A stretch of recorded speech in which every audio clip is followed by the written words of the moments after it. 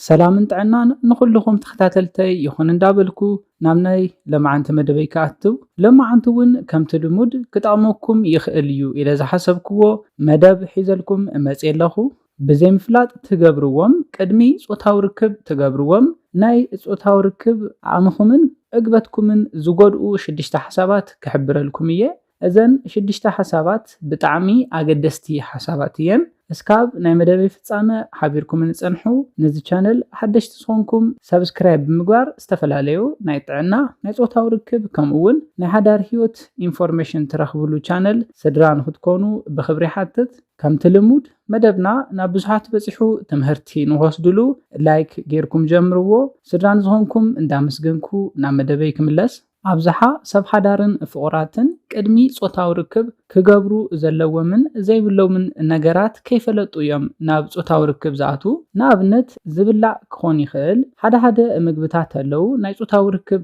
عقمخمن عقبتكمن زقنسو نابتن شدشته حسابات كاتون كلخو تقداماي نريو حساب بفصوم انتيستامين زخونو مدحانيتات كتوحطو يبلكمن اذن مدحانيتات مساينس كونجنكشن تتحيزوم اب ساينس غزا زفلفل اب افنጫና እንዘሎ ሙከስ ንምድራቅ ተባሂሎም ዝወሃቡ መድሃኒታት ስለዝኾኑ ስፔሻሊ ኣብ ደቂ ኣንስትዮ ነዘን መድሃኒታት ቀድሚ ጾታዊ ርክብ ክትውሕጣ የብልክንን ንኣብነት ነዚ መድሃኒት ኣብ ተውሕጣሉ እዋን ንኣብነት ድማ ኣልሜንታሊን ኣብ ተውሕጣሉ እዋን ኣብ ኣፍንጫኽን እንዘሎ ራሕሲ ናይ ምንቃጽ ጠባይ ስለዘለዎ ደቂ ኣንስትዮ ናብ ጾታዊ ርክብ ክትኣትዋን ከለኽን ኣብ ብልዕትኽን ከባቢ ንዘሎ ራሕሲ ስለዘንቅጾ ጾታዊ ርክብ ክትገብሩን ከለኹም ብልዕቲ እንተነቂጹ ድማ ኣብ እዋን ጾታዊ ርክብ ልዑል ዝኾነ ቃንሳ ንኽስምዐክን ክገብር ትኽእል እዩ ስለዝኾነ ናይ ሳይንስ ሕማም እንተሃሊክን ድሕሪ ጾታዊ ርክብ መድሃኒት ምውሓጥ ወይ ከዓ ነቲ ሳይንስ ትሪገሪ ዝኾኑ ፋክተራት ንኣብነት ሓመድ ከምኡውን ዶድራንት ካብ ዝመሰሉ ጨናታት ብምርሓቅ ናይ ሳይንስ ተጋላጽነትክን ክትቅንስ ኣለክን ስለዝኾነ ቅድሚ ጾታዊ ርክብ ናይ ሳይንስ መድሃኒታት እንተውሒጥክን ብልዕትኽን ክደርቕ ዝገብር እዩ ብልዕቲ እንተደሪቁ ድማ ኣብ እዋን ጾታዊ ርክብ ቃንዛ ክስምዐክን ዝገብር እዩ ቃንዛ እንተሃልዩ ድማ ናይ ጾታዊ ርክብ ዕግበት ዝበሃል ነገር ብፍጹም ኣይህልውን እቲ ካልኣይ ንሪኦ ድማ ቅመማት ዝበዝሖ ምግቢ ምብላዕ እዩ ኣባና ቅመም ዝበዝሖ ምግቢ ምብላዕ ዝተለመደ ነገር እዩ ኮይኑ ግና ቅድሚ ጾታዊ ርክብ ቅመማት ዝበዝሖ ምግቢ ምብላዕ ልዑል ዝኾነ ጉድኣት ኣለዎ ስፔሻሊ ኣብ ደቂ ኣንስትዮ ኣብ ልዕትኽን እንዘሎ ጨናን ኣብ ኣፍክን ከባቢ እንዘሎ ጨና ዝቕይሮ እዩ ስለዝኾነ ኣብቲ ሰዓኣሙሉ እዋን ናይ ኣፍክን ጨና ንኸጽልኦም ዝገብር እዩ ብልዕትኽን እውን ናይቲ ቅመም ጨና ንክሕዝ ዝገብሮ እዩ ቅመም ዝበዝሖ ምግብታት ኣብ ትበልዕሉ እዋን ኣብ እዋን ጾታዊ ርክብ ናይ ምጉሳዕን ናይ ምፍሳውን ጠባይ ከጋጥም ስለዝኽእል ብዝኸኣልኩሞ ዓቕሚ ቅመም ዝበዝሖ ምግቢ ቅድሚ ጾታዊ ርክብ እንተዘይትበልዑ ይምረጽ እዚ ነገር እዚ ክትሓስብዎ እንከለኹም ቅልል ዝበለ ነገር ክመስለኩም ይኽእል እዩ ኮይኑ ግና ኣብ ብልዕትኽንን ኣብ ኣፍክንን ጨና ከጋጥም እንከሎ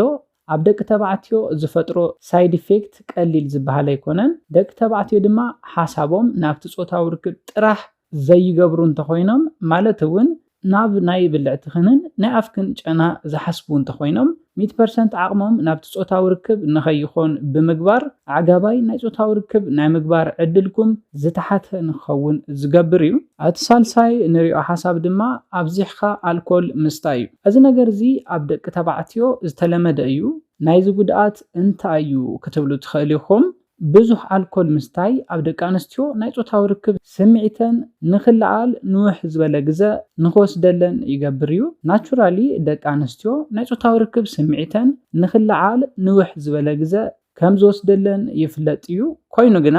በዝሒ ኣልኮል ክትሰትያን ከለኽን ብጣዕሚ ንውሕ ንዝበለ ግዜ እንተዘይኮይኑ ናይ ጾታዊ ርክብ ስምዒት ግን ብቐሊሉ ንኸይለዓል ዝገብር ሕማቅ ልምዲ እዩ ስለዝኾነ ቀድሚ ጾታዊ ርክብ ኣልኮል ምስታይ ብፍላይ ድማ ንደቂ ኣንስትዮ ተመራፂ ነገር ኣይኮነን እቲ ራብዓይ ንሪኦ ሓሳብ ድማ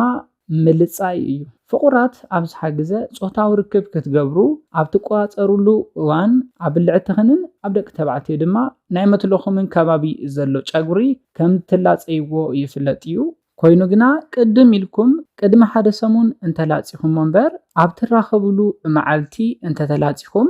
ናቹራሊ ኣብቲ ቦታ ዝርከብ ጨጉሪ ንኽነውሕ ንውሕ ዝበለ ግዜ ከም ዝደሊ ይፍለጥ እዩ። ኣብዚ ግዜ ድማ ቁሩብ ውፅእ ዝበሉ ሙሉእ ንሙሉእ ከይተላፀዩ ዝተርፉ ጨጉርታት ስለ ዝህልው ፆታዊ ርክብ ኣብ ትፍፅምሉ እዋን ናይ ምውጋእን ናይ ምቅፃልን ጠባይ የምፅእ እዩ። ስለዝኾነ ቅድሚ ሓደ ሰሙን ቅድም ኢልኩም ክትላፀዩ እምበር ኣብ ዝተቋፀርኩምሉ መዓልቲ ክትላፀዩ የብልኩምን። እቲ ሓምሻይ እንሪኦ ሓሳብ ድማ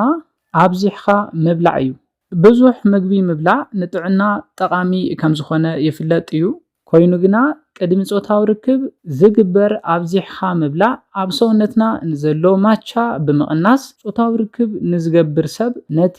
ፆታዊ ርክብኩም መህከይን ብቐሊሉ ሰውነትኩም ንክደክምን ንከይትእዝዝዎን ዝገብር እዩ። ስለዝኾነ ቅድሚ ፆታዊ ርክብ ምግቢ ኣብዚሕኩም ክትበልዑ የብልኩምን። እቲ ሻድሻይን ናይ መወዳእታን ንሪኦ ድማ ሽኮር ዝበዝሖም ምግብታት ምብላዕ እዩ። ቅድሚ ፆታዊ ርክብ ሽኮር ዝበዝሖም ምግብታት ምብላዕ ሓደገኛ እዩ። ምክንያቱ ድማ ፆታዊ ርክብ ኣብ ሰውነትና እንዘሎ ናይ ሽኮር በዝሒ ብጣዕሚ ቀልጢፉ በርን ስለ ዝገብሮ ስፔሻሊ ነታ ጓል ኣንስተይቲ ኣብ ብልዕታ ከባቢ ናይ ይስት ኢንፌክሽን ብቐሊሉ ንክትጋለፅን ናይ ሰውነተን ቦዲ ኦደር እውን ዝተፈለየ ጨና ንኸምፅእ ዝገብር እዩ። ክነጠቃሎን ከለና ምግቢ ቅድሚ ፆታዊ ርክብ ቅድም ኢልኩም ቅድሚ ሓደ ሰዓት ክትበልዑ ክትክእለለኩም ናይ ሰውነትና ቦዲ ኦደር ዝሓሸ ብምግባር ኣዕጋባይ ፆታዊ ርክብ ንክትገብሩ ክሕብረልኩም ይደሊ። እዘን 6 ሓሳባት ብዘይ ምፍላጥ ትገብርዎን እንተነርኩም